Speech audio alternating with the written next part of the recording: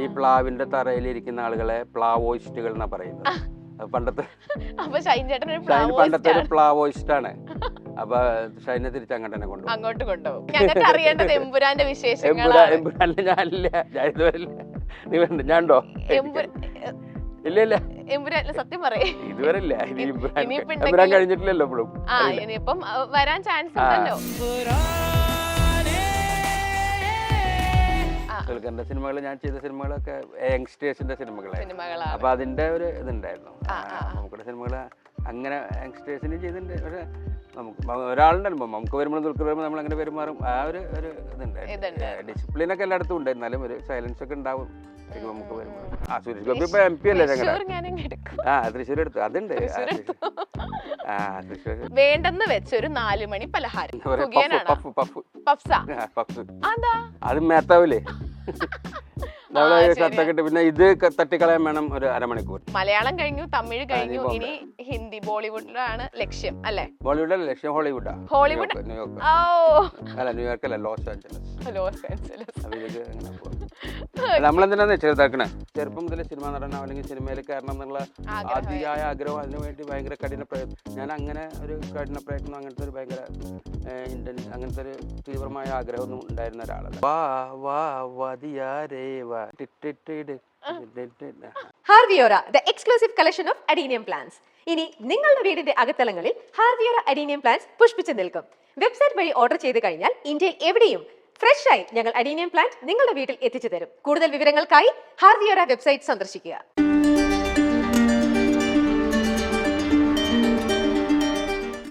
എല്ലാവർക്കും നമസ്കാരം. Milestone makers presence colourful സ്റ്റോറീസിലേക്ക് എല്ലാവർക്കും സ്വാഗതം. അപ്പോൾ കളർഫുൾ സ്റ്റോറീസിൽ ഇന്ന് എൻ്റെ കൂടെ ജോയിൻ ചെയ്തിട്ടുള്ള, നമ്മൾ ഒരുപാട് ചിരിപ്പിച്ചിട്ടുള്ള നമ്മുടെ സ്വന്തം സുനിലേട്ടനാണ്. സുനിലേട്ട, വെൽക്കം ടു ദ ഷോ. ആദ്യം തന്നെ ചോദിക്കട്ടെ, സുനിൽ സുഗത എന്നുള്ളൊരു പേര് എന്ന് വെച്ചാൽ നമ്മൾ അധികം കേൾക്കാത്തൊരു പേരാണ്, വളരെ വ്യത്യസ്തമായിട്ടുള്ള ഒരു പേരാണ്. ആ പേരിന് പിന്നിലുള്ള ഇതെന്താണ്? സുഗത എന്നുള്ള ഒരു പേര് അത് വീട്ടിൽ തന്നെ ഞങ്ങൾ വന്നപ്പോൾ ശ്രദ്ധിച്ചിട്ടുണ്ടായിരുന്നു. എല്ലാവരും കേട്ടിട്ടുള്ള പേരല്ലേ സുനിൽ? വളരെ സുനിൽ കോമൺ നെയിം ആണ്. അപ്പൊ അതിനൊരു വ്യത്യസ്തത ആക്കാൻ വേണ്ടിയിട്ട് സുഗത എന്നുള്ളത്. എന്തെങ്കിലും സ്പെസിഫിക് അർത്ഥം എന്തെങ്കിലും ഉണ്ടോ? സുഗത എന്ന് പറഞ്ഞാൽ, സുഗത എന്ന് പറഞ്ഞാൽ അച്ഛൻ വീടിനിട്ട പേരാണ്. സുഖദായകം എന്നാണ് അർത്ഥം. അതൊരു സംസ്കൃത പദമാണ്. ഇതൊന്നും ഞാൻ മനഃപൂർവ്വം ഇട്ടതല്ല. ഇത് എൻ്റെ ഒരു സുഹൃത്തുണ്ട്, ID രഞ്ജിത്ത് എന്ന് പറഞ്ഞിട്ട്. ഞാൻ നാടകത്തിൽ വന്ന് ഒരുപാട് സുനിലുകളുണ്ട്. അപ്പം ഇയാള് ആ നാടകത്തിന്റെ കോസ്റ്റ്യൂം ഞാൻ ചെയ്തായിരുന്നു. അപ്പം അയാളെൻ്റെ പേര് സുനിൽ എന്നറിയാം. പിന്നെ എന്തെങ്കിലും എല്ലാവർക്കും ഒരു ഇതും കൂടി ഉണ്ടാവുമല്ലോ. അപ്പോൾ അയാൾ എൻ്റെ വീടിൻ്റെ മുകളിൽ എഴുതിയിരിക്കുന്ന സുഗത എന്ന് കണ്ടിട്ട് സുഗത എന്നും കൂടി കൂട്ടിച്ചേർത്തു. അപ്പോൾ ഈ നോട്ടീസ് അടിച്ച് വരുമ്പോഴാണ് ഞാൻ കാണുന്നത് സുനിൽ സുഗത എന്നുള്ള പേരെന്നെ. പിന്നെ അതങ്ങനെ ഇരുന്നോട്ടെന്ന് വിചാരിച്ചു. കാരണം സുനിൽ എൻ്റെ ഒരു ജനറേഷനിൽ ഒരു വളരെ കോമൺ ആയിട്ടുള്ള പേരായിരുന്നു. ഏത് ക്ലാസ്സിൽ പോയാലും 3-4 സുനിലൊക്കെ ഉണ്ടാവും. നമ്മുടെ നാടകരംഗത്തും സുനിലുകൾ ഉണ്ടായിരുന്നു. അപ്പോൾ ഞാൻ നാടകത്തിലാണ് സുനിൽ സുഗത എന്നുള്ള പേര് ആദ്യം വരുന്നത്. പിന്നെ സിനിമയിൽ വന്നപ്പോൾ അതങ്ങനെ. ഇപ്പൊ നമ്മളെ മലയാളത്തിൽ ഒരുപാട് പൊട്ടിച്ചിരിപ്പിച്ച് ഇപ്പൊ തമിഴിലോട്ട് കാലെടുത്ത് വെച്ചേക്കാണ്.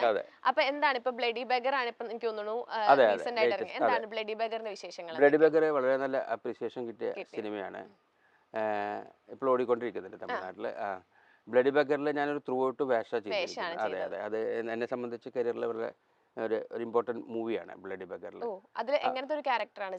അതിൽ ഒരു വക്കീലായിട്ടാണ്, ഒരു മാനിപ്പുലേറ്റിംഗ് വക്കീലാണ്. വില്ലൻ ടച്ചുള്ള ഒരു ക്യാരക്ടർ തന്നെയാണ്. അത് കിട്ടാൻ കാരണം ഒരു മറ്റേ സിനിമ കണ്ടിട്ടുണ്ട്, പോർത്തൊഴിൽ എന്ന് പറഞ്ഞ സിനിമയാണ് അതിന് മുമ്പ് ഇറങ്ങിയത്. അപ്പോൾ നല്ലൊരു എക്സ്പീരിയൻസ് ആയിരുന്നു. കവിൻ എന്ന് പറയുന്ന ഒരു ഹീറോ, അപ്കമ്മിങ് ഹീറോ ആണ്. ഇപ്പോൾ പുതിയ ഒരുപാട് സിനിമകളിൽ വരുന്നുണ്ട്. ഇപ്പോൾ സ്റ്റാർ എന്ന് പറഞ്ഞതിന് മുമ്പത്തെ ഹിറ്റായ ഒരു സിനിമ ഉണ്ടായിരുന്നു. അതിന് മുമ്പ് ഡാഡ എന്ന് പറഞ്ഞൊരു സിനിമ ഉണ്ടായിരുന്നു. അപ്പോൾ കവിനാണ് അതിലെ ഹീറോ. പിന്നെ കുറച്ച് ആളുകളുണ്ട്, കുറച്ച് വലിയൊരു ക്യാൻവാസിലുള്ള വളരെ ത്രില്ലിംഗ് ആയിട്ട്. അങ്ങനെ സ്റ്റാർ കാസ്റ്റ് അല്ല. കവിൻ ഒക്കെ ക്യാരക്ടർ റോൾസുകൾ ചെയ്യുന്ന പിന്നെ ചില യൂട്യൂബേഴ്സ് ഉണ്ട്. വളരെ വ്യത്യസ്തമായ ആക്ടേഴ്സാണ്. അങ്ങനെ തരത്തിലുള്ള ഒരു ഭയങ്കര വ്യത്യസ്തമായ ഒരു സ്റ്റോറിയാണ്, വേറൊരു പ്രത്യേക ജോണറാണ്. അങ്ങനത്തെ ഒരു സിനിമയാണ് ബ്ലഡി ബഗർ. നമ്മൾ നോക്കുകയാണെങ്കിൽ മലയാളത്തിൽ എനിക്ക് തോന്നുന്നു ചേട്ടന് ഏറ്റവും കൂടുതൽ മമ്മൂക്ക കൂടെയാണ് അഭിനയിച്ചിട്ടുള്ളത്, സൂപ്പർ സ്റ്റാർ. അതുപോലെ തന്നെ ദുൽഖറിന്റെ കൂടെ അഭിനയിച്ചിട്ടുണ്ട്. മമ്മൂക്കേനെയും ദുൽഖറിനെയും വെച്ച് നോക്കുമ്പോ രണ്ടുപേരുടെ ഒപ്പം അഭിനയിക്കും എന്തൊക്കെ വ്യത്യാസമാണ് ഫീൽ ചെയ്തിട്ടുള്ളത്? അങ്ങനെ വ്യത്യാസം എന്താ നിങ്ങൾക്കറിയില്ല? മമ്മൂക്ക് ഇത് അങ്ങനെ വ്യത്യാസം അഭിനയിച്ചിട്ടുള്ളത് അങ്ങനെയൊന്നും വ്യത്യാസം പറയാം. നമ്മൾ നമ്മുടെ കാര്യം നോക്കുന്നു, അവരുടെ വ്യത്യാസം നോക്കാൻ പോകാറില്ല. പക്ഷേ ദുൽഖറൊക്കെ ഫ്രണ്ട്ലി ആയിട്ടുള്ള ആളുകളെ തോന്നുന്നു, ഭയങ്കര ഫ്രണ്ട്ലിയാണ്. മമ്മൂക്ക് അതെ ഫ്രണ്ട്ലി തന്നെയാണ്. നമുക്ക് അതായത് അങ്ങനെ പ്രത്യേകിച്ച് പുറത്ത് പറയാനൊന്നുമില്ല. നമ്മുടെ സെറ്റിലൊക്കെ ആളുകളെ കുറച്ചും കൂടി ഒന്ന് ഡിസിപ്ലിൻ കാര്യങ്ങളൊക്കെ ഉണ്ട്. ദുൽഖറിന്റെ സിനിമകൾ, ഞാൻ ചെയ്ത സിനിമകളൊക്കെ യങ്സ്റ്റേഴ്സിന്റെ സിനിമകളായിരുന്നു. അപ്പൊ അതിന്റെ ഒരു ഇതുണ്ടായിരുന്നു. നമ്മുടെ സിനിമകൾ അങ്ങനെ യങ്സ്റ്റേഴ്സിന് ചെയ്തിട്ടുണ്ട്. പക്ഷെ നമുക്ക് ഒരാളുണ്ടല്ലോ നമുക്ക് വരുമ്പോൾ ദുൽഖർ വരുമ്പോൾ നമ്മൾ അങ്ങനെ പെരുമാറും. ആ ഒരു ഇതുണ്ടായിരുന്നു. ഡിസിപ്ലിനൊക്കെ എല്ലായിടത്തും ഉണ്ട്. എന്നാലും ഒരു സൈലൻസ് ഒക്കെ ഉണ്ടാവും നമുക്ക് വരുമ്പോൾ. രണ്ടുപേരും നല്ല എന്താ പറയാ കംഫർട്ടബിളായി വർക്ക് ചെയ്യാവുന്ന കോസ്റ്റേഴ്സ് തന്നെയാണ്. ചേട്ടാ പിന്നില് മണപ്പാട്ടിൽ ചാണ്ടി എന്ന് പറഞ്ഞിട്ടുള്ള ഒരു ക്യാരക്ടർ, അത് എനിക്ക് തോന്നുന്നു അത് ഒരു കുറച്ചൊരു ഭാഗത്തുള്ളെങ്കിൽ അത് ഇപ്പോഴും എല്ലാരും ഓർത്തിരിക്കുന്ന ഒരു ക്യാരക്ടറാണ് ആ ഒരു മണപ്പാട്ടിൽ ചാണ്ടി എന്ന് പറഞ്ഞിട്ടുള്ളത്. അതിനെ പറ്റി എന്താ ചേട്ടന് പറയാനുള്ളത്? എനിക്കറിയില്ല. ഞാന് അത് എനിക്ക് കുറെ ദിവസമൊക്കെ എന്നെ അതിന് ഡേറ്റ് ഒക്കെ വാങ്ങിയിരുന്നാണ്. പൃഥ്വിരാജ് ലൂസിഫർ അല്ലെ, ലൂസിഫർ. എന്നിട്ട് ഒരു ദിവസം ഷൂട്ടിങ്ങിന് ഞാൻ പോയി. അത് കഴിഞ്ഞിട്ട് പിന്നെ എന്നെ ആ സിനിമ പിന്നെ എന്നെ പറഞ്ഞു, ചേട്ടാ അത് ക്യാരക്ടർ അല്ല, അത് സ്ക്രിപ്റ്റ് ഡെവലപ്പ് ചെയ്ത ആ ക്യാരക്ടർ ഇല്ലാതെ ആയി എന്ന് പറഞ്ഞു. അത് കഴിഞ്ഞ് ഞാൻ പൃഥ്വിരാജായിട്ട് ഒരു സിനിമയിൽ ചെയ്യുമ്പോൾ ഞാൻ പൃഥ്വിരാജിനോട് ചോദിച്ചിരുന്നു അന്ന്, എന്താ ക്യാരക്ടർ? മണപ്പാട്ടിൽ ചാണ്ടി വരും ചേട്ടാ അടുത്തയിലുണ്ട് എന്നൊക്കെ പറഞ്ഞിരുന്നു. എമ്പുരാനില് ഞാനില്ല, ഞാൻ ഇതുവരെ ഇല്ല. നിങ്ങളുണ്ട്? ഞാനുണ്ടോ?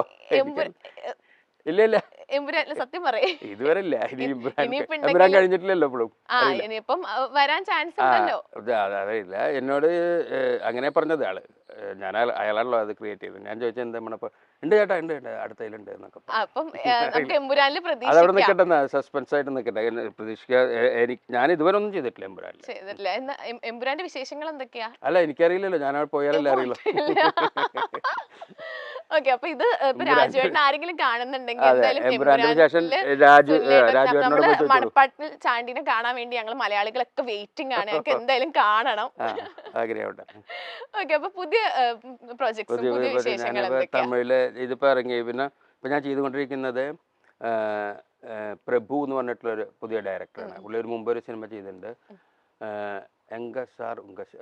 പുതിയ സിനിമയാണ്. അത് OTT റിലീസാണ്. ഇത് ഈ സിനിമയുടെ പേര് മൈ ഡിയർ സിസ്റ്റർ. ഇത് അരുൾനിധിയാണ് ഇതിലെ ഒരു നായകൻ. പിന്നെ മമത മോഹൻദാസ് അതിൻ്റെ ഒരു മെയിൻ ക്യാരക്ടർ ചെയ്യുന്നു. ആ സിനിമയിലാണ്. അതിലെനിക്ക് ത്രൂഔട്ട് ഒരു വേഷമാണ്. അത് വളരെ വ്യത്യസ്തമായ ഒരു വേഷമാണ്. അത് ഇതുപോലെ വളരെ ഗ്രാമീണനായിട്ടുള്ള ഒരു തമിഴ് വലിയ മീശയൊക്കെ വെച്ചിട്ട് അങ്ങനത്തെ ആ തരത്തിലുള്ളൊരു ക്യാരക്ടർ. അത് ഇതുപോലെ നിറയെ ഡയലോഗ്സും കാര്യങ്ങളൊക്കെ ഉള്ള സംഭവമാണ്. പിന്നെ 2 സിനിമകളിലെ ഷൂട്ടിംഗ് കഴിയുന്ന RPM എന്ന് പറഞ്ഞിട്ട്, അത് മലയാളിയായിട്ടുള്ള പ്രസാദ് എന്ന് പറഞ്ഞ, പ്രസാദ് റസൂൽ പൂക്കുട്ടീനെ വെച്ച് തൃശ്ശൂപുരം ബേസ് ചെയ്തിട്ടുള്ള സൗണ്ട് സ്റ്റോറി എന്ന് പറഞ്ഞൊരു സിനിമ മുമ്പ് ചെയ്തിരുന്നു. അദ്ദേഹം ചെയ്യുന്ന അതിൽ ബാലാജിയാണ് അഭിനയിച്ചിരുന്നത്, ഡാനിയൽ ബാലാജി. മരിച്ചുപോയല്ലോ അടുത്ത്. അദ്ദേഹത്തിൻ്റെ ഒരു അവസാനത്തെ സിനിമകളിലൊന്നാണ് അത്. അവസാന സിനിമയായിരിക്കും അത്. ഇത് തമിഴിലാണ്. അല്ല, ഇതൊന്നും വലിയ അങ്ങനെ ഭയങ്കര ക്യാരക്ടേഴ്സ് അല്ല. ചെറിയ, ഞാനൊരു ഗസ്റ്റ് അല്ല, കുറച്ചൊരു ഇത്. പിന്നെ ഒന്ന് ചെയ്തിരിക്കുന്നത് മദ്രാസ് മാറ്റ്നി എന്ന് പറഞ്ഞിട്ട്, അത് കാളിമുത്തു എന്ന് പറയുന്ന ഒരു, പിന്നെ സത്യരാജ് സാറുണ്ട്, അതിന്റെ പേര് കാർത്തികേയൻ എന്ന് പറഞ്ഞിട്ടുള്ള പുതിയ ഡയറക്ടർ. ഇത് രണ്ടെണ്ണമൊക്കെ ചെയ്തിട്ട് ഇങ്ങനെ പോകുന്നു. ഈ ചുരുങ്ങിയ കാലയളവിൽ തന്നെയാണെങ്കിലും ചേട്ടൻ ഒരുപാട് ക്യാരക്ടേഴ്സ് ചെയ്തിട്ടുണ്ട്. അപ്പൊ എന്താണ് എനിക്ക് ഇത്രയും ക്യാരക്ടേഴ്സ് എന്നെ തേടി വരുന്നതെന്ന് ചിന്തിച്ചിട്ടുണ്ട് എപ്പോഴെങ്കിലും? അല്ല, ചെയ്യാനല്ല ഞാൻ വന്നിരിക്കുന്നത്. എനിക്ക് സിനിമ കിട്ടുന്നതെന്നാണ്. അതാ പ്രശ്നം. എനിക്ക് പ്രശ്നം അങ്ങനെ വേണ്ടേ? അല്ല, സിനിമ വേണം. അല്ല, അത് ഞാന് നേരെ വന്ന് സിനിമയിൽ ഒരുപാട് സിനിമാസ് ചെയ്യുന്നുണ്ട്. ഞാനിപ്പോ ഇപ്പോഴാണ് പറഞ്ഞത്, ഞാൻ ജീവിതത്തിന്റെ ഒരു പകുതി എൻ്റെ ഒരു 40 വയസ്സൊക്കെ കഴിഞ്ഞിട്ട് ഒരു സിനിമയിലേക്ക് വന്നു. അപ്പൊ അതുവരെ ഞാൻ പല ജോലികളൊക്കെ ചെയ്തു പോയിരുന്നു. അപ്പോഴൊക്കെ ഞാൻ ഇതല്ല ചെയ്യേണ്ട, വേറെ എന്തോ തരത്തിലുള്ള, പക്ഷെ ഇതിനു വേണ്ടി ഞാനിങ്ങനെ പ്രവർത്തിച്ചിരുന്നു. അതിനുവേണ്ടി നാടകങ്ങൾ ചെയ്തിരുന്നു, അതിനെ പറ്റി വായിക്കാതൊക്കെ നടന്നിരുന്നു. അപ്പൊ നമ്മുടെ ഓരോരുത്തർക്കും ഓരോന്ന് അൾട്ടിമേറ്റ് എയിം അല്ലെങ്കിലും അല്ല, അതായിരിക്കും നമ്മൾ അങ്ങനെ ഭയങ്കര ലക്ഷ്യം സിനിമ നടനാവണം എന്ന് പറഞ്ഞ് നടന്ന ഒരാളെന്നല്ല. പലതും നോക്കിയിട്ട് ഈ വർക്കൗട്ട് ആവുന്ന സിനിമയല്ല, അഭിനയം അങ്ങനത്തെ കാര്യങ്ങളാണ് വർക്കൗട്ട്. അതായിരിക്കും കാര്യം. അങ്ങനെ ഓരോരുത്തർക്കും ഉണ്ടാവില്ല, കുറെ കഴിഞ്ഞിട്ടാവും ആളുടെ ഒരു സ്ഥലത്ത് എത്തുക. അപ്പൊ അത് എത്തിപ്പെട്ടതിന്റെ ആയിരിക്കും. മറ്റെന്ത് പ്രവൃത്തി ചെയ്യുമ്പോഴും ഞാൻ ഇതല്ല ചെയ്യേണ്ടത്, വേറെ എന്താണെന്നുള്ള ഒരു സെർച്ച് ഉണ്ടായിരുന്നു. പക്ഷെ എനിക്ക് കൃത്യമായിട്ട് അറിയുന്നില്ല. നമ്മുടെ ഒപ്പം ചിലരൊക്കെ ഉണ്ട് ഭയങ്കര, അവർക്ക് ചെറുപ്പം മുതൽ സിനിമ നടനോ അല്ലെങ്കിൽ സിനിമയിൽ കയറണം എന്നുള്ള അതിയായ ആഗ്രഹം, അതിനുവേണ്ടി ഭയങ്കര കഠിന പ്രയത്നം. ഞാൻ അങ്ങനെ ഒരു കഠിന പ്രയത്നം, അങ്ങനത്തെ ഒരു ഭയങ്കര അങ്ങനത്തെ ഒരു തീവ്രമായ ആഗ്രഹമൊന്നും ഉണ്ടായിരുന്ന ഒരാളല്ല. പിന്നെ അങ്ങനെ വന്ന് പലതും ട്രൈ ചെയ്ത് ഇങ്ങനെ വന്ന ആളാണ്. ചേട്ടൻ സിനിമയിൽ വരുന്നതിന് മുമ്പ് എന്തായിരുന്നു ചെയ്തത്? ഞാൻ ആദ്യം ചെയ്തിരിക്കുന്നത് ഹോട്ടലുകളിലെ ജോലിയാണ്. ഞാൻ ITC എന്ന് പറയുന്ന ഒരു 5 സ്റ്റാർ ഹോട്ടൽ ഗ്രൂപ്പ് ഉണ്ട്, വെൽക്കം ഗ്രൂപ്പ് എന്നൊക്കെ പറഞ്ഞു. ഞാൻ അങ്ങനെയാണ് കരിയർ തുടങ്ങുന്നത്. പിന്നെ കുറച്ച് മാർക്കറ്റിംഗ് ജോലികൾ ചെയ്തിട്ടുണ്ട്. ഞാൻ സ്റ്റുഡിയോ സംബന്ധിച്ച്, ഫോട്ടോഗ്രാഫി സംബന്ധിച്ച് ജോലികളൊക്കെ ചെയ്തിട്ടുണ്ട്. അങ്ങനെ കുറെ ജോലികൾ ചെയ്തിട്ടുണ്ട്. അപ്പൊ ഈ സിനിമ എന്ന് പറഞ്ഞാൽ നമുക്ക് ഒരിക്കലും എന്താ പറയാ ഭയങ്കര അൺസ്റ്റേബിൾ ആണല്ലോ. അപ്പൊ നമ്മൾ ഈ ജോലി ലൈക് ഉപേക്ഷിച്ച് സിനിമയിലോട്ട് ഫുള്ളി ഫോക്കസ് ചെയ്യുമ്പോൾ ഇത് എന്താ പറയാ സിനിമ നമുക്ക് വർക്ക്ഔട്ട് ആവോന്നൊരു ടെൻഷനോ എന്തെങ്കിലും ഉണ്ടായിരുന്നു? അങ്ങനെയല്ല, അതെന്താ വെച്ചാൽ ഞാൻ പറഞ്ഞല്ലോ പല ജോലികൾ ചെയ്തിട്ട് ഇതൊന്നല്ല വേണ്ടെന്ന് പറഞ്ഞിട്ട് ഞാൻ സിനിമയിലേക്കല്ല ആദ്യം വന്നത്. അഭിനയമാണ് എനിക്ക് അങ്ങനെ എന്താ പറയുക ഇഷ്ടമുള്ള ഒരു കാര്യം. പിന്നെ ലേറ്റർ സ്റ്റേജിൽ ഞാൻ മനസ്സിലാക്കുമ്പോൾ ഞാൻ നാടകത്തിൽ തന്നെയായിരുന്നു. നാടകമാണ്. ഞാനൊരു സിനിമയിലേക്ക് കാണാൻ ഒരു 10 കൊല്ലം മുമ്പേ ഭയങ്കര സീരിയസ് ആയിട്ട് നാടക പ്രവർത്തനത്തിൽ ഞങ്ങളുടെ ഇവിടെ രംഗചേതന എന്ന് പറഞ്ഞിട്ട് ഒരു തിയേറ്റർ ഗ്രൂപ്പുണ്ട്. അവർ നാടകങ്ങളിലായിരുന്നു. പിന്നെ അത് കഴിഞ്ഞ് കിട്ടുന്ന ബാക്കി സമയങ്ങളിൽ വേറെ ജോലികൾ ചെയ്യാന്നുള്ള ഒരു തരത്തിലായിരുന്നു. കാരണം എനിക്ക് ഒരു ഘട്ടത്തിൽ ഇത് മാത്രമാണ് നമ്മളെ സന്തോഷിപ്പിക്കുന്ന, നമുക്കൊരു അർത്ഥവത്തായി തോന്നുന്ന ഒരു കാര്യം എന്ന് പറയുന്നത്. അപ്പോൾ അതിന് മുന്നിലായിരുന്നു. അപ്പോൾ പിന്നെ ഒരു ബോണസ് അല്ലേ സിനിമയിൽ വന്നപ്പോൾ. അപ്പോൾ അങ്ങനെ ടെൻഷനൊന്നും ഉണ്ടായിരുന്നില്ല. ചേട്ടൻ ഒരുപാട് സൗഹൃദങ്ങൾക്ക് ഒരുപാട് ഇമ്പോർട്ടൻസ് നൽകുന്ന ഒരാളാണ്. ചേട്ടന് സിനിമയിൽ നിന്ന് ലഭിച്ച നല്ല സുഹൃത്ത് ബന്ധങ്ങളാണ്. അങ്ങനെ പ്രത്യേകിച്ച് ഒരു സുഹൃത്ത് ബന്ധം എന്ന് പറയാൻ പറ്റില്ല. ഞാൻ എല്ലാവരുമായിട്ടും സൗഹൃദമുണ്ട്. ആളുകളെ വിളിക്കുകയൊക്കെ ചെയ്യും. എനിക്ക് അധികം എൻ്റെ സൗഹൃദങ്ങളൊക്കെ നിങ്ങളറിയാത്ത ആളുകളെ, അതായത് അസിസ്റ്റന്റ് ഡയറക്ടേഴ്സും അങ്ങനെ പുതിയ സിനിമ ചെയ്യാൻ പോകുന്ന ആളുകളും അങ്ങനത്തെ ഞാൻ പറഞ്ഞില്ല ക്യാമറ പിന്നിൽ വരുന്ന അങ്ങനത്തെ ആളുകളായിട്ട് നല്ല സൗഹൃദമുണ്ട്. അവരായിട്ട് എപ്പോഴും സംസാരിക്കുക, ഡിസ്കസ് ചെയ്യിക്കുന്നുണ്ട്. നടന്മാരൊക്കെ ആയിട്ടുള്ള ഈ ഒരു സൗഹൃദം. പിന്നെ തൃശ്ശൂർ അങ്ങനെ ഒരുപാട് നടന്മാരുള്ള ഒരു സ്ഥലമല്ല. ഇവിടെ ആരാളുള്ളത്? ഞാനപ്പോൾ ഷൂട്ട് കഴിഞ്ഞ് നേരെ ഇങ്ങോട്ട് വരും, വീട്ടിൽ വന്നിരിക്കും. ഇവിടെ ആരുമില്ല സിനിമ. ഇവിടെ ആരുമില്ല. ഇവിടെ ആരാളുള്ളത്? ഇവിടെ ബിജു മേനോണ്ട്. പക്ഷെ ബിജു മേനോന്നും ഇവിടെ ഇല്ല താമസം. ബിജു മേനോണ്ട്. പിന്നെ സുരേഷ് ഗോപിയാ. സുരേഷ് ഗോപി ഇപ്പൊ MP അല്ലേ ഞങ്ങളുടെ? തൃശ്ശൂർ എടുത്തു. അതുണ്ട്. തൃശ്ശൂർ വീട് ഇല്ല, അങ്ങനെ കുറവാണ്. തൃശ്ശൂർ എറണാകുളത്തെ വെച്ച് കമ്പയർ ചെയ്യുമ്പോൾ കുറവാണ്. പിന്നെ നമ്മുടെ സൗഹൃദം അധികം നാടകമായി ബന്ധപ്പെട്ട സൗഹൃദങ്ങളും കൂട്ടുകാരൊക്കെ ഉണ്ട്. അതൊക്കെ അതിന്റെ പ്രവർത്തനങ്ങളൊക്കെ ആയിട്ട് ഞാൻ ഇവിടെ തന്നെ കൂടുതൽ. ഇവിടെയാണ് കൂടുതൽ, തൃശ്ശൂർ തന്നെയാണ് കൂടുതൽ അല്ലേ? ഓക്കെ ഏട്ടാ. അപ്പൊ നമ്മൾ ആമേനെ പറ്റി പറഞ്ഞിട്ട് നമ്മൾ നമ്മുടെ ലിജോ ചേട്ടനെ പറ്റി പറഞ്ഞില്ലെങ്കിൽ അത് ഭയങ്കര ഇതാവും. ഇപ്പം ലിജോ ചേട്ടനെ പറ്റി എന്താണ് ആ ഒരു സെറ്റും ആമേന്റെ സെറ്റും ഒക്കെ ആയിട്ട്?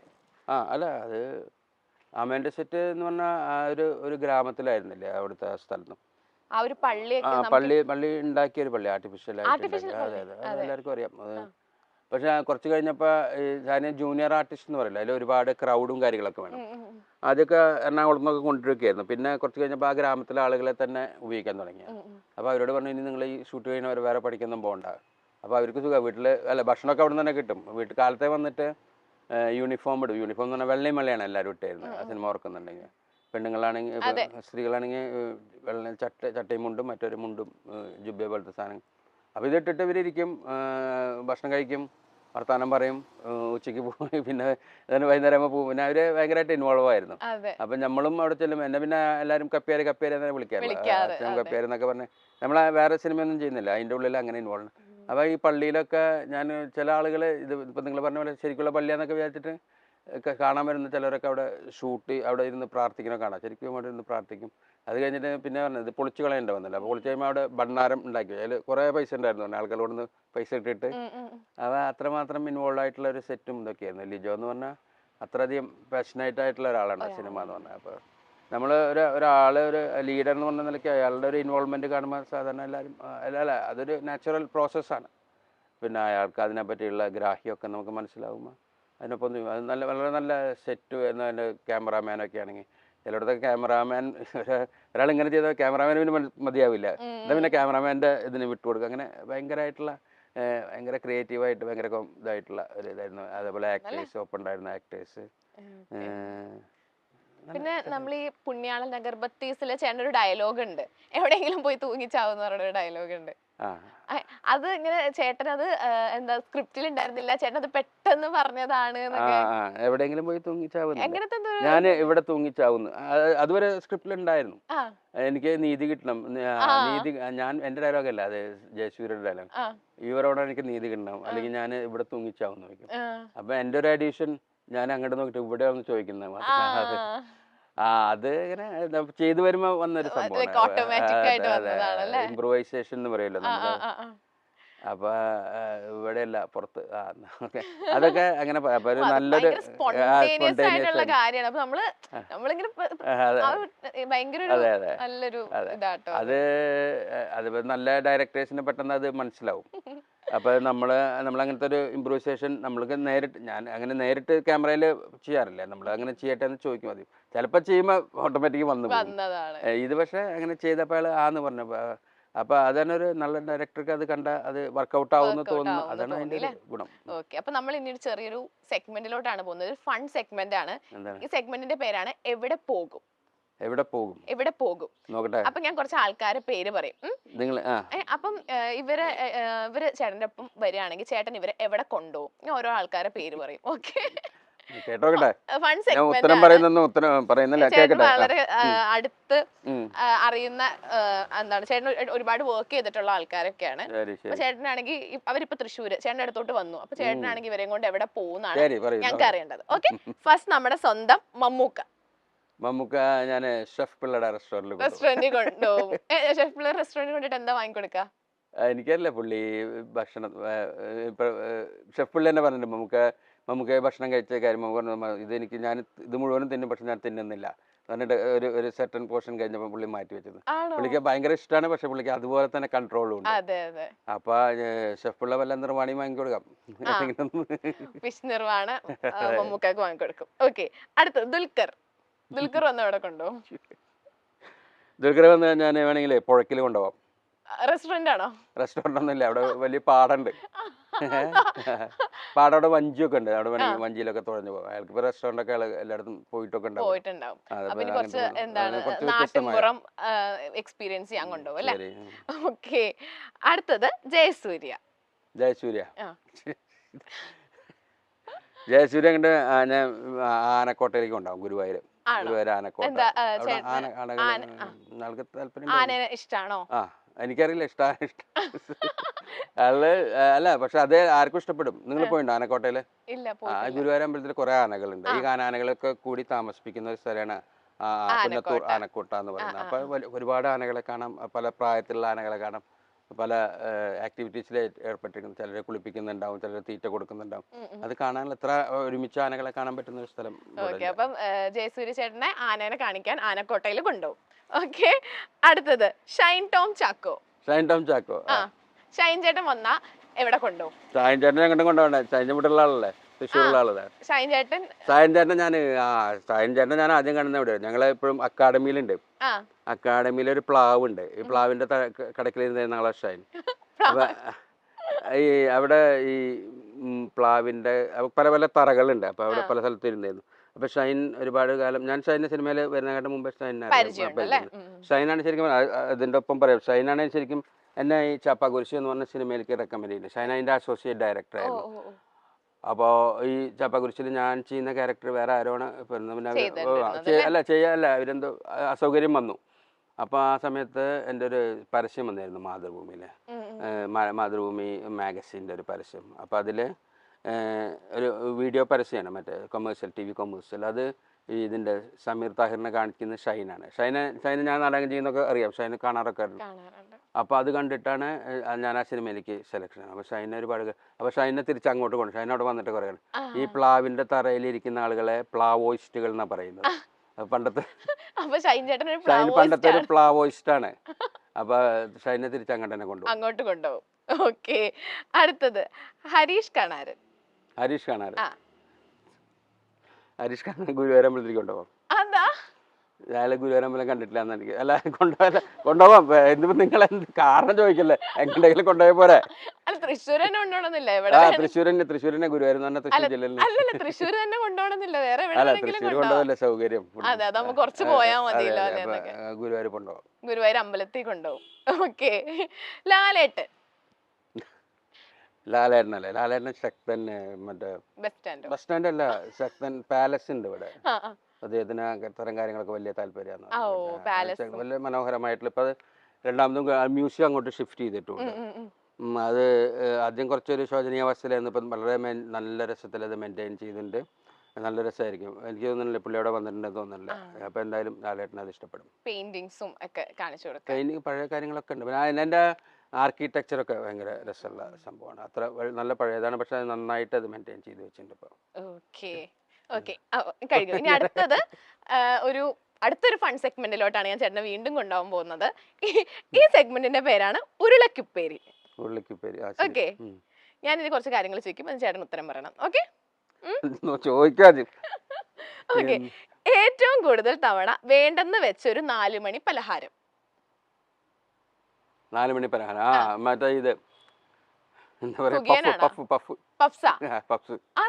അത് മേത്താവൂലേ? നമ്മള് ഷർട്ടൊക്കെ ഇട്ട് പിന്നെ ഇത് തട്ടിക്കളയാൻ വേണം ഒരു അരമണിക്കൂർ. അപ്പൊ ഞാൻ പലപ്പോഴും നിങ്ങൾ കഴിക്കാറില്ലേ പഫ്സ്? പഫ്സ് കഴിക്കാറില്ല. കഴിക്കാറുണ്ട് കേട്ടോ, എനിക്ക് ഇഷ്ടമാണ് പഫ്സ്. പക്ഷെ ഈ ഒരു ഇത് വീട്ടിലാണെങ്കിൽ കഴിക്കും, അതേപോലെ വീട്ടിലാണെങ്കിൽ കഴിക്കും, പുറത്താകുമ്പോ ഒഴിവാക്കും അല്ലെ? ഓക്കെ, കാണാൻ എന്തോ ഒരു ചേല് എന്ന് തോന്നിയ നമ്മുടെ മലയാള സിനിമ ആക്ടർ ഓർ ആക്ട്രസ്. ഇതൊക്കെ ഉത്തരം പറഞ്ഞാൽ പിന്നെ ബുദ്ധിമുട്ടാവും അവസാനം. അത് ബുദ്ധിമുട്ടാ? ഒരു ബുദ്ധിമുട്ടില്ല. കാണാൻ എന്തോ ഒരു ചേലോ, ഒരു പ്രത്യേക ഭംഗിയുണ്ട് ഈ കുട്ടീനെ കാണാൻ എന്ന് തോന്നിയത്. അങ്ങനത്തെ സിനിമ ഭംഗിയോ? ഒരു പ്രത്യേക ഒരു ഭംഗി. പ്രത്യേക ഭംഗി. കെ.ആർ. വിജയ മാഡം. കുട്ടിയാവണമെന്നൊന്നുമില്ല. ഇല്ല, കുട്ടിയാവണമെന്നില്ല. തോന്നിയ. Okay okay. ദേഷ്യം വന്നപ്പോൾ എറിഞ്ഞുടച്ച ഒരു സാധനം. ദേഷ്യം വന്നപ്പോ എനിക്കൊന്നും ചേട്ടൻ ഭയങ്കര ശാന്തശീലനാണ്. അല്ലല്ല, ദേഷ്യം വരാറൊക്കെ ഉണ്ട്, പക്ഷെ എറിഞ്ഞുടക്കാറൊന്നുമില്ല. ഒന്നും എറിഞ്ഞുടച്ചിട്ടില്ല ഞാൻ. കൈ തട്ടി വല്ലതും ഇഷ്ടപ്പെട്ട എന്തെങ്കിലും സാധനം? ഇഷ്ടം പോലെ സാധനങ്ങൾ. എന്റെ ഫോൺ എപ്പോഴും വീണിട്ട് ഞാൻ കാണിച്ചു തന്നെ നിങ്ങൾ കരഞ്ഞു അത്ര. പക്ഷെ ഫോൺ നമ്മളോട് ഭയങ്കര സ്നേഹമുള്ള കാരണം ഫോൺ എപ്പോഴും അങ്ങനെ നിൽക്കും. കയ്യിന്ന് ഫോൺ വീഴാറുണ്ട്, കൈ തട്ടി വീഴാറുണ്ട്, കപ്പ് ഇതൊക്കെ സോസറൊക്കെ എറിഞ്ഞുടച്ചിട്ടില്ല. ഓക്കെ, അടുത്തത്. ഇനി ഒരിക്കലും അയാളെ കാണാൻ പറ്റില്ലല്ലോ എന്ന സങ്കടം വരെ വന്ന ഒരു ആള്. അങ്ങനെ കുറെ ആളുകളുണ്ടല്ലോ, എത്രയോ ആളുകളുണ്ട്. അപ്പൊ നമ്മള് പറയാ സിനിമയിലൊക്കെ എനിക്ക് ആദ്യം വന്നപ്പോ ശശിയേട്ടൻ എന്നെ വലിയൊരു ഇഷ്ടമായിരുന്നു. നമ്മുടെ കലിംഗ ശശിയേട്ടല്ലേ, ഞങ്ങളെ ഒരുമിച്ച് കുറെ അതൊക്കെ ഉണ്ടായിരുന്നു. ശശിയേട്ടൻ മരിച്ചപ്പോഴും എനിക്ക് പോയി കാണാൻ പറ്റിയില്ല. അപ്പൊ നിങ്ങളിപ്പോ അറിയുന്ന ഒരാളെ പറഞ്ഞിട്ടുള്ള കാര്യമല്ലോ, വല്ലാണ്ട് ഞാനിപ്പോ ഒരു ദാമോദരൻ എന്ന് പറഞ്ഞു കഴിഞ്ഞാൽ നിങ്ങൾക്ക് അറിയില്ലല്ലോ. അങ്ങനെ ഇഷ്ടംപോലെ നമ്മുടെ ജീവിതത്തിൽ എൻ്റെ അച്ഛനും അമ്മയും മരിച്ചിരുന്നു, പിന്നെ ഒരുപാട് അടുത്ത ആളുകളൊക്കെ അങ്ങനെ. അപ്പോൾ അവരെയൊക്കെ നമുക്കിത് കാണാൻ പറ്റില്ല എന്നുള്ളൊരു വിഷമമുണ്ട്. പക്ഷെ അതൊക്കെ ജീവിതത്തിൻ്റെ ഒരു ഭാഗമാണല്ലോ. അപ്പോൾ അങ്ങനെ ഒരു ആളെന്ന് പറയുമ്പോൾ ശശിയേട്ടനാണ്. ഓക്കെ, തൃശ്ശൂരിൽ നിന്ന് വീട് മാറ്റി, ഇപ്പൊ മാറ്റിയില്ല, ഇനിയിപ്പം സപ്പോസ് ചേട്ടൻ ഇപ്പൊ വീട് മാറ്റാൻ ഒരു പ്ലാൻ വന്നു, അങ്ങനെയാണെങ്കിൽ വേറെ എവിടെ മാറാനായിരിക്കും, വേറെ ഏത് സ്ഥലത്ത് പോകാനായിരിക്കും ഇഷ്ടം? അങ്ങനെയാ. ഞാനൊരു സ്ഥലം പറഞ്ഞ പിന്നെ അതിന്റെ കാരണം പറയേണ്ടവരുണ്ട്. തൃശ്ശൂരിൽ നിന്ന് പോയാൽ എനിക്ക് ബോംബെ. ബോംബെ ഇഷ്ടപ്പെടാൻ കാരണം? ബോംബെ എനിക്ക് അവിടുന്ന് എളുപ്പമാണല്ലോ ഹിന്ദി സിനിമയിൽ കയറാൻ വേണ്ടി. ബോളിവുഡിലോട്ടാണ്. അതെ, അതുകൊണ്ട് ബോംബെയിലോട്ടാണ് ഇനി. ബോംബെയിലേക്കാണ് ഇനി മാറുന്നത്. ഇപ്പം മലയാളം കഴിഞ്ഞു, തമിഴ് കഴിഞ്ഞു, ഇനി ഹിന്ദി, ബോളിവുഡിലാണ് ലക്ഷ്യം അല്ലേ? ബോളിവുഡല്ല ലക്ഷ്യം, ഹോളിവുഡാ. ന്യൂയോർക്ക് അല്ല, ന്യൂയോർക്ക് അല്ല, ലോസ് ആഞ്ചലസ്. അതിലേക്ക് അങ്ങനെ പോവാം. നമ്മളെന്തിനാന്ന് ചെറുതാക്കണേ? അതെ, നമ്മൾ എപ്പോഴും ഭയങ്കരമായിട്ട്. അതെ അതെ. അല്ല, ഞാൻ പലപ്പോഴും ആലോചിക്കുന്നുണ്ട്, നമ്മുടെ ഈ ഇപ്പൊ ലോകതര നടന്മാരെ ചോദിച്ചാൽ നമ്മുടെ നടന്മാര് മോശമൊന്നുമല്ല, ടാലന്റ് വൈസും അവരുടെ എക്സ്പീരിയൻസ് വൈസും ഒന്നും മോശമല്ല. പക്ഷെ നമ്മളെന്താ പ്രശ്നം വെച്ചാൽ നമ്മുടെ ഒരു ടാവട്ടത്തിൽ കിടക്കുന്ന ഒരു ഭാഷയാണ് മലയാള ഭാഷയാണ് ഈ ഇത്ര ആളുകളെ സംസാരിക്കുന്നത്. പക്ഷെ അവര് ഡെഡിക്കേഷൻ നമ്മളിപ്പോൾ ഓരോരുത്തരും അവരൊക്കെ 1 കൊല്ലം 2 കൊല്ലമൊക്കെ എടുത്തിട്ട് ഒരു സിനിമ ചെയ്യുന്നത്, അത്ര അധികം അതിൻ്റെ പിന്നിൽ ഒരു ഇതുമുണ്ട്. എഫേർട്ടല്ല, അത്ര സൗകര്യങ്ങളൊക്കെ ഉണ്ട് അവർക്ക്, അതിന് കിട്ടുന്ന പ്രതിഫലമൊക്കെ നോക്കും. പക്ഷെ നമ്മുടെ നടന്മാരൊക്കെ അതേ ടാലന്റ്, അതിനെക്കാട്ടും കൂടുതൽ ടാലൻ്റൊക്കെ ഇപ്പോൾ മമ്മൂക്കനെ പോലെ, തിലകൻ സാറിനെ പോലെ, ലാലേട്ടനെ പോലെ ആരാളുള്ള അതേപോലെ തന്നെ ഒരു ഇൻ്റർനാഷണൽ ഇതിനുള്ള ടാലൻ്റുള്ള ആളുകളുണ്ട്. പക്ഷെ നമ്മൾ ഇത്തരം വരുന്ന ഇപ്പം ഈ OTT വന്ന കാരണമാണ് ഇപ്പം നമ്മുടെ മലയാള സിനിമയ്ക്ക് ഇത്ര അപ്രീഷിയേറ്റ് ചെയ്യുന്നത് അല്ലേ? ഇപ്പോൾ എല്ലാവർക്കും അറിയാം, ലോകം മുഴുവനും കാണാം, സബ് ടൈറ്റിൽ ചെയ്ത് പോകുന്നു. അപ്പോൾ അത്തരം സാധ്യതകൾ ഉണ്ട്, തീർച്ചയായിട്ടും ഉണ്ട്. അപ്പോൾ അതിനുള്ള ശ്രമങ്ങൾ ഞാൻ നടത്തുന്നുണ്ട്. അത്തരം കാര്യങ്ങളൊക്കെ ഞാൻ അഭിനയത്തിൻ്റെ കാര്യം ഞാൻ ന്യൂയോർക്കിലൊക്കെ പോയിട്ട് കാര്യങ്ങളൊക്കെ നോക്കുന്നുണ്ട്. അതൊക്കെ രഹസ്യമായിട്ട് വെച്ചിരിക്കുകയാണ് ഇപ്പം. പക്ഷെ ഞാൻ അത്തരം കാര്യങ്ങൾ ചെയ്യുന്നുണ്ട്. ഞാൻ ചെയ്യുന്നതെന്ന് പറഞ്ഞാൽ എല്ലാവർക്കും ചെയ്യാവുന്നതാണത്. നമ്മളെ പോലത്തെ ഒരാൾ അവൈലബിൾ ആണെന്ന് മറ്റുള്ളവർക്ക് മനസ്സിലായി കഴിഞ്ഞാൽ തന്നെ അവർ നമ്മുടെ അടുത്തേക്ക് വരുള്ളൂ. അപ്പോൾ എല്ലാവർക്കും ചെയ്യാവുന്നതാണ്. ഓക്കെ, ഇനി അടുത്തത്. ചേട്ടൻ ഇലക്ഷന് മത്സരിക്കുന്നു, ഞാൻ election. മന്ത്രിയായി. ഓക്കെ, ആ, ഏത് വകുപ്പ് കൈകാര്യം ചെയ്യാനാണ് ഇഷ്ടം? ഞാനോ? ഇതൊക്കെ ആഗ്രഹങ്ങളാ. ഫിഷറീസ്. അതെന്താ? എനിക്ക് മീൻ ഇഷ്ടമാണ്. മീൻ ഇഷ്ടാണ്, അതുകൊണ്ട് ഫിഷറീസ് മന്ത്രി ആവാനാണ്. അങ്ങനെ ഒരു മന്ത്രി ഉണ്ടാ? എനിക്കറിയില്ല. ഫിഷറീസ് മന്ത്രിയില്ലേ പിന്നെ. ഉണ്ടാ? എനിക്കറിയില്ല. ഓക്കെ, അടുത്തത്. ഓക്കെ, ഉം. സ്വന്തം സ്വഭാവത്തിൽ ഏറ്റവും കൂടുതൽ ആളുകൾ അപ്രീഷിയേറ്റ് ചെയ്യുന്ന ഒരു കാര്യം? അതൊക്കെ പറഞ്ഞു കഴിഞ്ഞാൽ ഇതല്ലേ എന്താ? അല്ല, ചേട്ടന് ആൾക്കാർക്ക് ഏറ്റവും ഇഷ്ടപ്പെടുന്ന ഒരു ക്വാളിറ്റി എന്താ? എന്നെ എക്സസ് ഉണ്ടെന്ന് പറയും. ഇപ്പൊ ആളുകൾ വിളിച്ചാൽ ഫോൺ എടുക്കും, അങ്ങനത്തെ ആ, കാര്യങ്ങൾ. ഫോൺ എടുക്കും. വേറെ അങ്ങനെ പറയാറുണ്ട്. ഞാനിപ്പോ പണ്ടത്തെ സൗഹൃദമൊക്കെ കഴിയുന്നു മെയിൻറ്റെയിൻ ചെയ്യാൻ നോക്കാറുണ്ട്. അതുണ്ട്, ആളുകളെ അങ്ങനെ അങ്ങനെ അകറ്റി നിർത്താറില്ല. അതായിരിക്കും. അങ്ങനെ അപ്രീഷിയേറ്റ് ചെയ്യാറൊന്നുമില്ല ആരും വന്നിട്ട്, ഇത് നന്നായിട്ടൊന്നും പറഞ്ഞിട്ടൊന്നുമില്ല ആരും. പക്ഷെ എനിക്ക് തോന്നുന്നത് അങ്ങനെ ഒരു ആക്സസബിലിറ്റി ഉണ്ട് എനിക്ക് എന്ന് തോന്നുന്നു ആളുകൾ. അതാണ് എല്ലാരും അപ്രീഷിയേറ്റ് ചെയ്യുന്ന ഒരു കാര്യം. ആരും അപ്രീഷിയേറ്റ് ചെയ്തിട്ടില്ല വന്നിട്ട് ഇത്. ഞാൻ അപ്രീഷിയേറ്റ് ചെയ്യും. thank you. ഞങ്ങൾ ഇന്റർവ്യൂവിന് നിങ്ങൾ വിളിച്ചപ്പോൾ ഇന്റർവ്യൂവിന് വിളിച്ചപ്പോൾ ഞാൻ ഫോൺ എടുത്തു. അതെ, നിങ്ങൾ ശരിയാണല്ലോ, നിങ്ങളോട് വരാൻ പറഞ്ഞില്ലേ? അതെ. ഓക്കെ. ഓക്കെ, അടുത്തത്. ബാത്റൂമിനുള്ളിൽ ഏറ്റവും കൂടുതൽ തവണ പാടിയിട്ടുള്ള പാട്ട്? ബാത്റൂമിലോ? ആ. എന്തെങ്കിലും ഉത്തരം പറയണല്ലോ അല്ലേ? അല്ല, എന്തായാലും പാടിയിട്ടുണ്ടാവും. ബാത്റൂമിലുള്ള ബാത്റൂം സിംഗേഴ്സ് പിന്നെ പാടുമ്പോൾ അല്ല, ഇത് ഉത്തരം പറഞ്ഞാൽ പിന്നെ അടുത്ത ചോദ്യത്തിലേക്ക് പോവാലോ. വാ വാ വാദിയാരേ വാ. ഒന്ന് പാടാമോ? അത് എനിക്ക് അത്രേ പാടില്ല. വാ വാ വാദിയാരേ വാ അത്ര ആ 2 വരെ അറിയുള്ളൂ. ബാക്കി അവളേക്കും വെള്ളം വരും, പിന്നെ കുളിക്കും. ഓക്കെ, നമ്മൾ ഈ പൈപ്പ് തുറന്നിട്ട് വെള്ളം വരുന്നതിൻ്റെ ഉള്ളിൽ അത്ര പാടുന്നു. ഓക്കെ. ഇതൊക്കെ എല്ലാവരും ചോദിക്കണത് എന്നോട് എല്ലാവരും ഈ ചോദ്യം ഉണ്ട്. ഇത് കോമൺ ആണോ? അല്ല, കോമൺ അല്ലേ, ഇത് ഓരോ. ഓക്കെ, നമ്പർ മാറി ഏറ്റവും ഒടുവിൽ വിളിച്ച സെലിബ്രിറ്റി ഫ്രണ്ട്? നമ്പർ മാറില്ലല്ലോ. നമ്പർ എങ്ങനെ മാറുക? അല്ല, ഇപ്പൊ സപ്പോസ് കൈ തട്ടി മാറി വിളിച്ചു. ഇപ്പം നമ്മൾ ഐഫോണിലാണെങ്കിൽ ചിലപ്പം കൈ കൊണ്ടാൽ തന്നെ പെട്ടെന്ന് കോള് പോവില്ലേ? പേര് മാറിയിട്ട്. പേര് മാറിയിട്ടോ നമ്പർ മാറി അറിയാണ്ട് കൈ തട്ടി പോയൊരു കോൾ. എന്നിട്ട് ആരെയും വിളിച്ചത്? സെലിബ്രിറ്റിയാ? വിനയ് ഫോർട്ട്. അതെന്താ? അത് ഞാൻ വിനയ് എന്ന് പറഞ്ഞ എൻ്റെ ഒരു സുഹൃത്തുണ്ടായിരുന്നു, അയാളെ വിളിക്കാൻ വേണ്ടിയിട്ട്. പക്ഷെ വിനയ് ഫോർട്ടിനാണ് പോയത്. കോള് പോയത്. എന്നിട്ട് ചേട്ടൻ എടുത്തോ? ഫോൺ എടുത്തോ? വിനയ് ഫോർട്ട് ഞാൻ വിളിക്കുന്ന ആളല്ലേ, അപ്പൊ അയാളെടുത്തു. എന്നിട്ട് എന്ത് പറഞ്ഞു? പിന്നെ അല്ല റോങ് നമ്പർ പറഞ്ഞില്ല. എന്തായിട്ടാ എനിക്ക് മനസ്സിലായി ആള് മാറിയെന്ന്. അപ്പൊ ഞാൻ സംസാരിച്ചു. സാധാ കാഷ്വൽ നിങ്ങളെ സംസാരം. അതെ, നിങ്ങളെ ഈ ചോദ്യങ്ങൾക്ക് ഉത്തരം നിങ്ങള് വിനയ് ഫോർട്ടിനോട് ചെക്ക് ചെയ്യുമോ അങ്ങനെ ഉണ്ടായോന്ന്? ഇല്ല, എന്തായാലും ചേട്ടൻ എന്തായാലും ഞാൻ വിളിക്കാറുള്ള ആളല്ലോ വിനയ് ഫോർട്ട്, അപ്പൊ കുഴപ്പമില്ല. ഓക്കെ, അടുത്തത് ലാസ്റ്റ് ക്വസ്റ്റ്യൻ. സോഷ്യൽ മീഡിയ ഒരു തലവേദന ആണെന്ന് തോന്നിയ ഒരു സിറ്റുവേഷൻ? സോഷ്യൽ മീഡിയ തലവേദന ആണെന്ന് എന്തായിരുന്നത്? സോഷ്യൽ മീഡിയനെ കൊണ്ട് ഞാൻ അങ്ങനെ ഭയങ്കര ചില ഇതില്ലേ, എന്താ പറയാ, അതിൽ ചില ഒരു പ്രാവശ്യം വന്നതാണ്. അത് തലവേദനയല്ല. സുനിൽ സുഗതയുടെ സുഗത ആരാണെന്ന് അറിഞ്ഞാൽ നിങ്ങൾ ഞെട്ടും. ഹെഡിങ്ങാണ്. അപ്പൊ എന്താ വെച്ചാ പിന്നെ അപ്പൊ ഇത് വായിക്കല്ലോ. പിന്നെ വേറൊരുത്തൻ ഒരു സോഷ്യൽ മീഡിയ ഇങ്ങനത്തെ ആള് വന്നിട്ടൊന്നും ലാലേട്ടന്റെ മകൻ പ്രണവ് ഇല്ലേ, പ്രണവിന്റെ ചായ ഉള്ള ഒരു വേറെ ആള് വന്നിരുന്നു, കണ്ടിരുന്നു? ഒരാളുണ്ട്, അപരൻ എന്ന് പറഞ്ഞിട്ട്. അപ്പൊ ഇയാള് വന്നിട്ട് എന്നോട് ചോദിക്കുക, ഈ പ്രണവ് മോഹൻലാലിന്റെ ചായ ഉള്ള ഒരു അപരനെ പറ്റി എന്താണ് അഭിപ്രായം? കണ്ടിരുന്നു ചേട്ടൻ, അമ്മ മീറ്റിങ്ങിന് വന്നിരുന്നു. അപ്പൊ ഞാൻ പറയണ കേട്ടു, ഞാൻ ആളെ കണ്ടിട്ടില്ല, ഇത്ര ഞാൻ പറഞ്ഞല്ലോ. പിറ്റേ എൻ്റെ ഹെഡിങ്, പ്രണവ് മോഹൻലാലിനെ പറ്റി സുനിൽ സുഗത പറഞ്ഞത് കേട്ടോ. റിയലി, ശരിക്കും വന്നാണ്. എന്താ പറഞ്ഞത്? ഇത് വായിച്ചു വരുമ്പോ ഇത്ര ഇതിന്റെ വേറെ ഒന്നും എഴുതിയിട്ടില്ല ആള്, ഇതൊക്കെ പറഞ്ഞിട്ടുള്ളൂ, പറഞ്ഞതന്നെ എഴുതിയിട്ടുള്ളൂ. അപ്പൊ അങ്ങനെയൊക്കെ വരുമ്പോ ഈ തലവേദനയായിട്ടില്ല ഭയങ്കരമായിട്ട്. നമ്മളൊട്ടും പ്രതീക്ഷിക്കാത്ത. അതെ.